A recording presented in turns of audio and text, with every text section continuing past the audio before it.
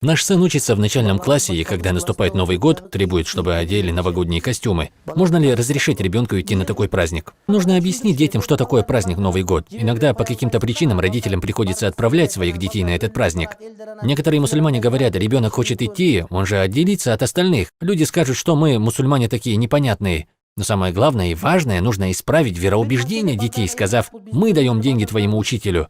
А он на эти деньги и покупает вам подарки. Это не Дед Мороз принес вам все это. Его вообще не существует.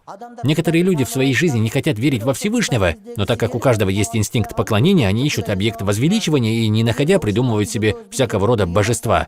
Если бы эти люди понимали то, чего мы, мусульмане, понимаем, они бы не стали надеяться на Деда Мороза, а попросили бы у всемогущего Аллаха. Они не могут найти правильный путь. Поэтому ты не расстраивайся, что не будешь праздновать вместе с их детьми. Дед Мороз ничего не может тебе дать, он всего лишь переодевшийся учитель музыки, и нельзя делать хоровод вокруг елки. Вот тогда вера ребенка станет правильной.